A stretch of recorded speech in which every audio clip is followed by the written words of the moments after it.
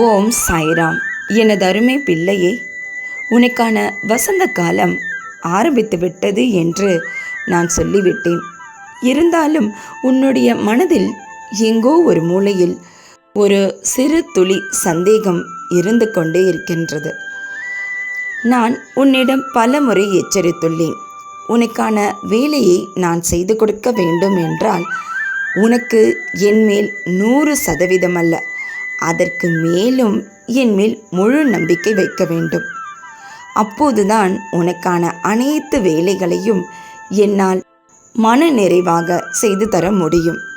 ஆனால் நீயோ எங்கோ ஒரு மூலையில் ஒரு சிறு துளி சந்தேகம் வைத்திருந்தால் உனக்கான வேலையை நான் எப்படியம்மா செய்து தர முடியும்?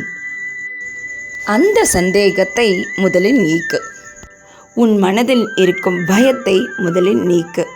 இந்த பயம்தான் உனது தோல்விக்கே காரணம் என்பதை உணர்ந்து செயல்படு. மேலும் உனது துன்பத்தையோ மகிழ்ச்சியோ யாரிடமும் பகிர்ந்து கொள்ளாதே. இதனால் யாருக்கும் எந்த லாபமோ நஷ்டமோ கிடையாது. ஆனால் மிகுதியான நஷ்டம் உனக்கு மட்டும்தான் என்பதை புரிந்து கொள். எப்படி என்று கேட்கின்றாயா? ஒருவரிடம் உன்னுடைய மகிழ்ச்சியை தெரிவிக்கும் பொழுது அவருக்கு உன்மேல் பொறாமை ஏற்படும். இந்த பொறாமையானது மிக தீய சக்தி பார்வையாக மாறி உன்னை பாதிக்கக்கூடும். உன்னை மட்டுமல்லாது உனது குடும்பத்தையுமே பாதிக்கக்கூடும். இதனால் ஒருவேளை உங்கள் வீட்டிலுள்ள பொருட்களை நீங்கள் இழக்க நேரிடலாம். அல்லது உங்கள் உடம்புக்கு எதுவுமே இருந்திருக்காது, ஆனால் பெரிய மருத்துவ செலவை கொடுத்துவிட்டு செல்லும். இந்த மாயை உலகத்தினில் பொருட்கள் என்னமோ யாருக்கும் எங்கேயும் நிரந்தரமில்லை. ஆனால் அதனை நீ மிகவும் கடினமாக உழைத்து கஷ்டப்பட்டு வாங்கியிருப்பாய் அல்லவா? அது உடனேயே வெளியே சென்று விட்டால் அது உனக்கு மிக மன உளைச்சலை தரும் அல்லவா? இதனால் நீ மன உளைச்சலுக்கும் ஆளாகி விடுவாய். இதை நீ தவிர்த்து விடுவது மிகவும் நல்லது. அதேபோல் உனக்கு இருக்கும் கஷ்டத்தையும் நீ யாருக்கும் பகிரக்கூடாது. என்ன சாயப்பா, யாரிடமும் மகிழ்ச்சியையும் பகிரக்கூடாது என்று சொல்கின்றீர்கள், சோகத்தையும் பகிரக்கூடாது என்று சொல்கின்றீர்கள். அப்படி என்றால் நானே எனது மனதுக்குள் போட்டு தனியாக அழுது கொள்ள வேண்டுமா என்று தானே கேட்கின்றாய்? ஆம், அதுதான் உனக்கும் நல்லது, உன்னை சுற்றி இருப்பவருக்கும் நல்லது, உன்னையே நம்பி இருப்பவருக்கும் நல்லது. உனக்கு வேண்டுமானால் என்னிடம் சொல்லிவிட்டு போயே, நான் யாரிடமும் சொல்லவும் மாட்டேன், உன்னை பார்த்து கேலியும் செய்ய மாட்டேன். மற்றவரிடம் உனது சோகத்தை பகிரக்கூடாது என்று சொன்னேன் அல்லவா? ஏன் தெரியுமா?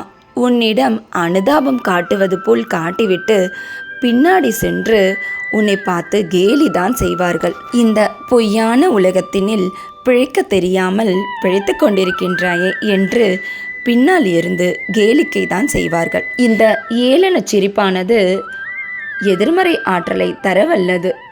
அதுவும் உன்னை பாதிக்கக்கூடும். அதாவது இன்று ஒருவருக்கு பரவ தொடங்கி நாளை முதல் ஒவ்வொருவருக்காக உன்னுடைய விஷயம் பரவ தொடங்கி பின்பு உன்னை சுற்றி இருக்கும் அனைவருமே உன்னை பற்றி கேலி பேச தொடங்கி விடுவார்கள்.